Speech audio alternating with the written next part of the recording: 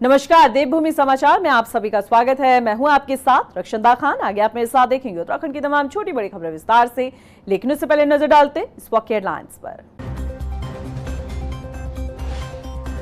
त्रिस्तरीय पंचायत चुनाव की तैयारियों में जुटी बीजेपी, पर्यवेक्षकों की लिस्ट जारी, विधानसभा वार करेंगे भ्रमण, उम्मीदवारों के चयन पर होगा मंथन। उत्तराखंड कांग्रेस में बढ़ रही अनुशासनहीनता, पार्टी नेताओं पर नहीं हो रहा आलाकमान का असर, अनुशासन समिति ने भी खड़े किए हाथ। सवाल, कांग्रेस कैसे पार पाएगी आगामी चुनाव। राजधानी देहरादून में जल भराव की समस्या से जल्द मिलेगा छुटकारा, ड्रेनेज सिस्टम को लेकर बड़ा प्लान तैयार, 10,000 करोड़ रुपए के मास्टर प्लान पर होगा काम। उत्तराखंड में मानसून की दस्तक, पहाड़ पर फिर बड़ा भूस्खलन का खतरा, आपदा प्रबंधन विभाग ने किया तैयारियों का दावा।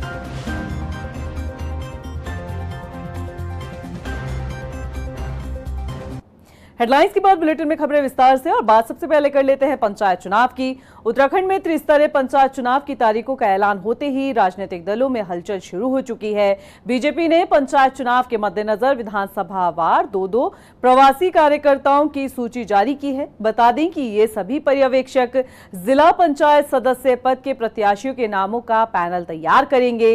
इसके अलावा चुनाव प्रबंधन की भी जिम्मेदारी ने सौंपी गई है। उधर बीजेपी प्रदेश अध्यक्ष महेंद्र भट्ट ने बताया कि पंचायत चुनाव की अहम जिम्मेदारी कार्यकर्ताओं को दी गई है। देखिए, आज हमारे सभी विधायकगण हमारे जो चुनाव की दृष्टि में पर्यवेक्षक बनाए वो, इसके अलावा जिला अध्यक्ष, जिला प्रभारी का वर्चुअल मीटिंग थी। हमने कहा कि कल से ही, आज कल हमने घोषित कर दिए थे अपने पर्यवेक्षक, वो क्षेत्रों में जाएंगे, जिला पंचायत वार्ड में जाएंगे। हर जिला पंचायत वार्ड में जाकर प्रत्याशियों के पैनल को प्रदेश टोली के लिए भेजेंगे और पैनल बनाते इसमें प्रत्याशी की जीत की संभावनाएं, उसका प्रभाव और कार्यकर्ताओं से सामंजस्य, ये महत्वपूर्ण रहने वाला है। निश्चित रूप से सरकार और संगठन के द्वारा पूर्व से इसकी तैयारियां की गई हैं और भारतीय जनता पार्टी इन चुनावों में सभी सीटों पर भाजपा के प्रत्याशी, जो हमारे समर्थित प्रत्याशी होंगे, उनकी जीत होगी। इसके लिए संगठन प्रयास कर रहा है, इसके लिए रणनीति बना रहा है। वहीं पंचायत चुनाव को लेकर कांग्रेस भी एक्टिव मोड पर है। आपको बता दें कि अधिसूचना जारी होते ही रविवार को प्रदेश कांग्रेस कार्यालय में अहम बैठक बुलाई गई, जिसमें पार्टी के तमाम दिग्गज नेता शामिल हुए। इस मौके पर कांग्रेस प्रदेश अध्यक्ष करण महरा ने कहा कि पंचायत चुनाव को लेकर पार्टी के अनुभवी नेताओं के साथ रणनीति तय की गई है। वहीं इस दौरान पूर्व मुख्यमंत्री हरीश रावत ने 2 चरणों में पंचायत चुनाव कराए जाने पर सवाल उठाया। हरदा ने आरक्षण के रोस्टर को शून्य घोषित करके नए सिरे से बनाने की बात कही। उधर नेता प्रतिपक्ष यशपाल आर्य ने भी सरकार पर कई सवाल उठाए। देखिए, एक तो तैयारियों को लेकर था, कहाँ क्या हालात हैं उस पर भी चर्चा हुई, और जो आरक्षण इन्होंने किया उसकी घोर निंदा सभी लोगों ने की है, और हम 24 तारीख का इंतज़ार कर रहे हैं कि किस तरीके का निर्णय आता है। उसके अलावा 2 चरणों में जो इन्होंने चुनाव किया है, और इन 2 चरणों में चुनाव में भी अगर आप उसको गौर से देखें तो बिल्कुल ऐसा लगता है कि महाराष्ट्र के पैटर्न में जिस तरीके से इन्होंने किया उसको करने की तैयारी है। कुछ लोगों की पहले ही ड्यूटीज़ लग चुकी है, क्योंकि एक बड़ा फासला रखा गया है। जो पंचायत राज की संवैधानिक अवधारणा है उसको पूर्णतः समाप्त कर दिया गया है, नष्ट कर दिया गया है। पंचायत राज अधिनियम को खत्म कर दिया गया है।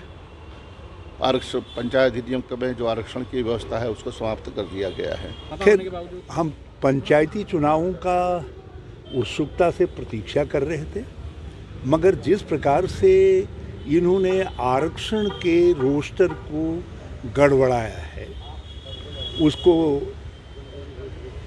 शून्य घोषित करके नए सिरे से बनाने की बात कही है, उससे कई क्षेत्र इस जो रोस्टर का लाभ है उससे वंचित रह जाएंगे। उत्तराखंड कांग्रेस को अपनी गुटबाजी की वजह से हमेशा मुंह की खानी पड़ती है और पार्टी के ऐसे हालात तब हैं जब दिल्ली में बैठे हाईकमान न जाने कितनी बार कांग्रेस नेताओं को अनुशासन का पाठ पढ़ा चुके हैं, लेकिन उत्तराखंड कांग्रेस के नेताओं पर इसका कोई असर नहीं दिख रहा है। और हैरानी की बात यह है कि पार्टी के आला नेता अनुशासनहीनता पर कोई एक्शन भी नहीं लेते। यह रिपोर्ट देखिए। उत्तराखंड कांग्रेस में बढ़ रही अनुशासनहीनता, पार्टी नेताओं पर नहीं हो रहा आला कमान का असर, अनुशासन समिति ने भी खड़े किए हाथ, हाईकमान भी नहीं सुलझा पाया मामला। कांग्रेस कैसे पार पाएगी आगामी चुनाव? बीते दिनों उत्तराखंड कांग्रेस की दिल्ली में बड़ी बैठक हुई जिसमें कांग्रेस नेताओं को अनुशासन का पाठ पढ़ाया गया, लेकिन दिल्ली में उत्तराखंड कांग्रेस के नेताओं को जो अनुशासन का पाठ पढ़ाया उसे वे प्रदेश में आते ही भूल गए और एक दूसरे पर इस तरह से बरस पड़े जैसे पुराने दुश्मन हो। कांग्रेस के वरिष्ठ नेता हरीश रावत हो या फिर हरक सिंह रावत, विधायक हरीश धामी हो या फिर तिलक राज बेहड़, विधायक मयूख मेहर हो या फिर कांग्रेस नेता हरिंदर सिंह लाडी, इन तमाम बड़े नेताओं ने एक दूसरे पर आरोप लगाने में कोई कसर नहीं छोड़ी, जिससे साफ जाहिर होता है कि उत्तराखंड कांग्रेस के नेता केंद्रीय नेतृत्व के नियंत्रण से पूरी तरह से बाहर है।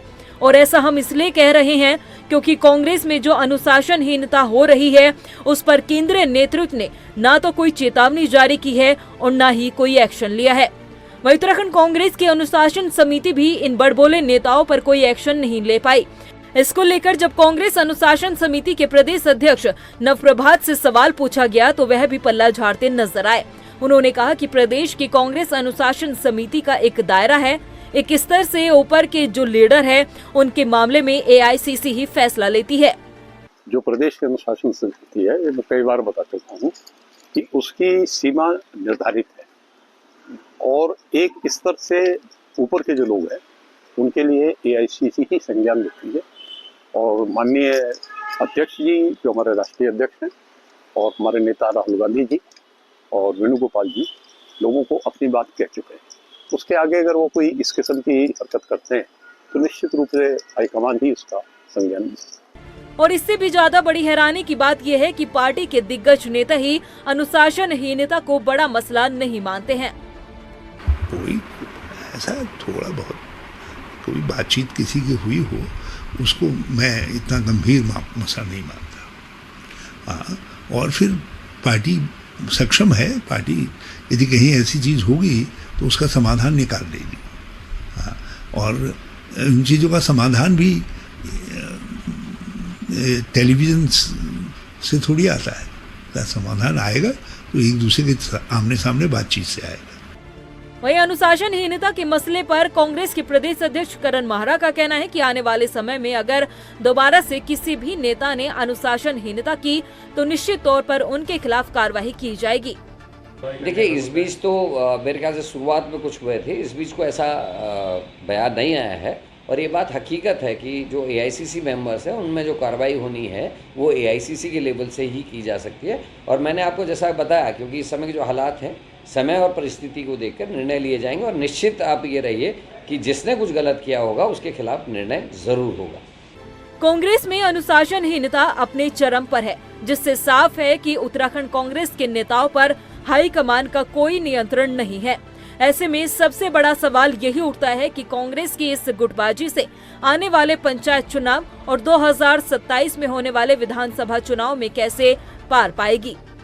रविवार को हल्द्वानी के स्वराज आश्रम में महानगर महिला कांग्रेस की अध्यक्षता में बताया जा रहा है कि एक बैठक हुई जिसमें अध्यक्ष मधु सांगुड़ी ने अपनी कार्यकारिणी का विस्तार करते हुए पदाधिकारियों को नियुक्ति पत्र देकर सम्मानित किया। बता दें कि कार्यक्रम में स्थानीय विधायक सुमित हृदय भी मौजूद रहे और उन्होंने महानगर महिला कांग्रेस की नई सेना को बधाई दी। और इस मौके पर विधायक सुमित हृदय ने कहा कि कांग्रेस की सेना पार्टी की रीति नीति को जनता तक पहुंचाएगी।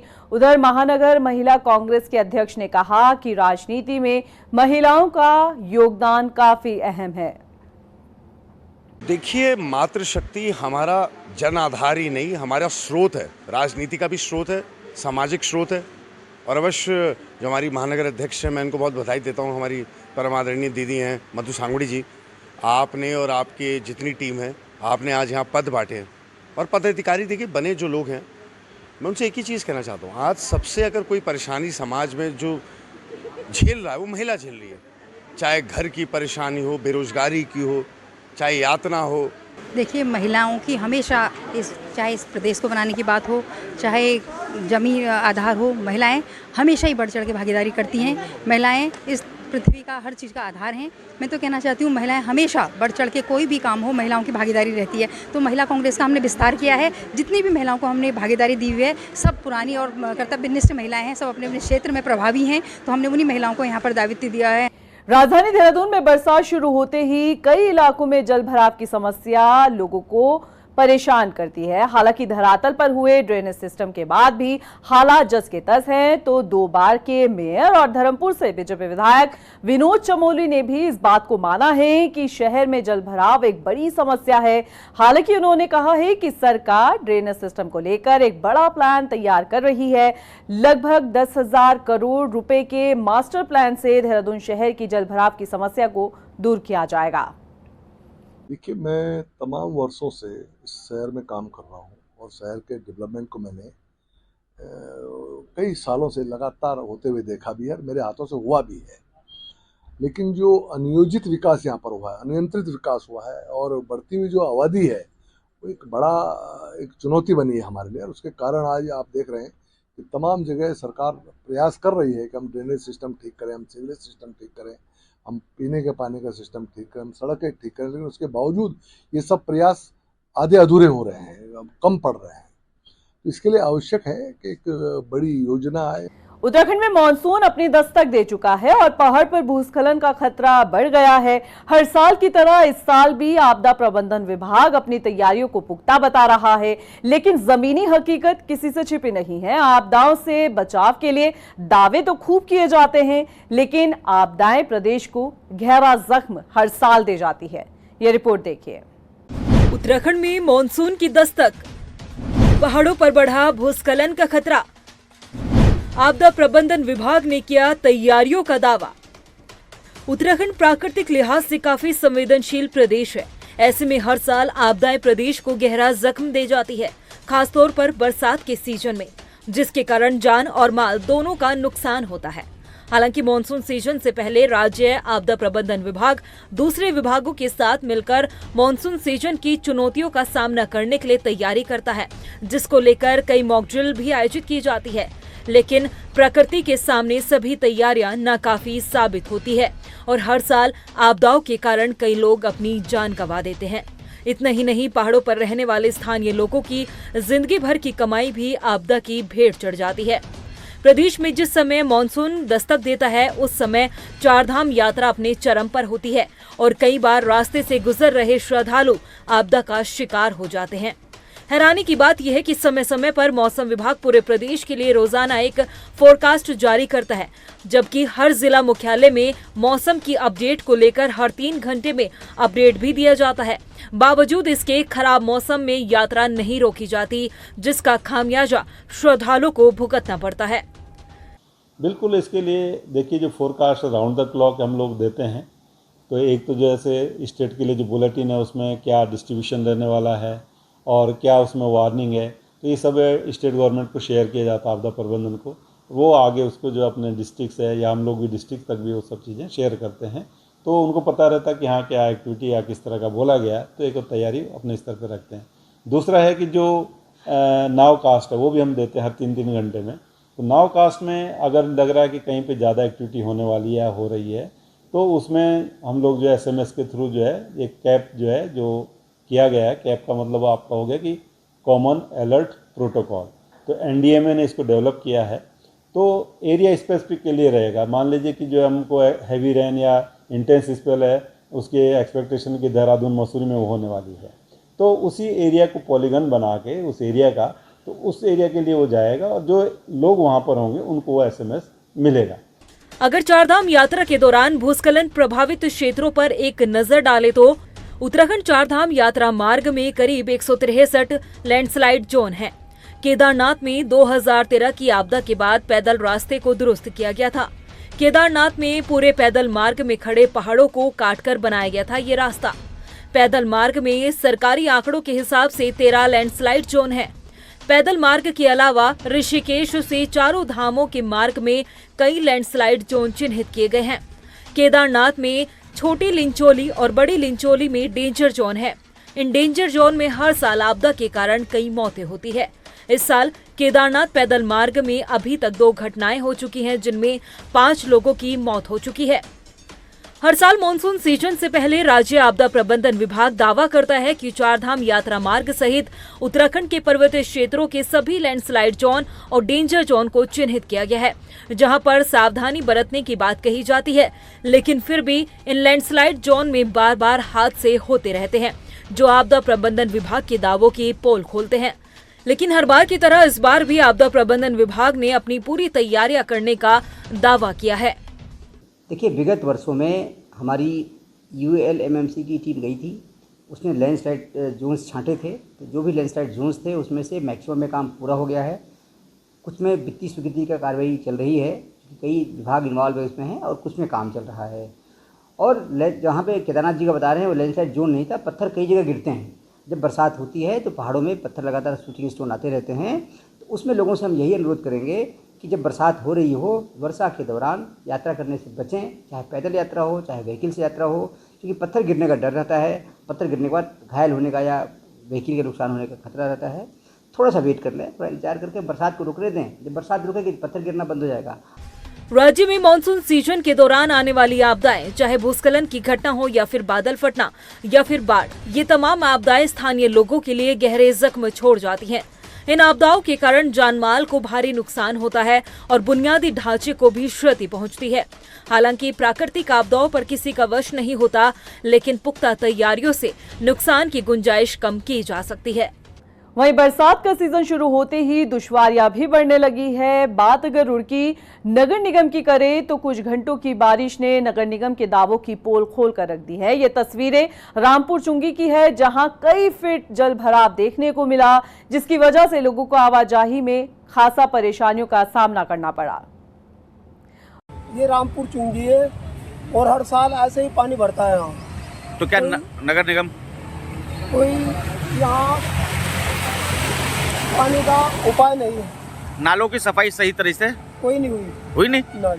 तो इसी वजह से भरा है। इसी वजह से पीछे भी पानी भर रहा, काशीपुरी में भी और इधर बराबर गुलाब नगर में। तो गाड़ियां घसीट रहे हैं लोग, इनकी गाड़ियां अब पानी में देखो किस तरह जा रही है। वहीं उत्तराखंड में ऑपरेशन लगाम के तहत सार्वजनिक स्थानों पर शराब पीने, शराब पीकर वाहन चलाने, यातायात के नियमों का उल्लंघन करने और हुड़दंग मचाने वालों के खिलाफ पुलिस कार्रवाई कर रही है। बात देहरादून की करी जाए तो दून पुलिस की माने तो महज 15 दिनों में करीब 3,500 वाहनों पर कार्रवाई हो चुकी है। उधर IG गढ़वाल ने बताया कि देवभूमि में सभी पर्यटकों का सम्मान किया जाता है, लेकिन अगर कोई नियमों का उल्लंघन करता है तो उसके खिलाफ कार्रवाई की जाएगी।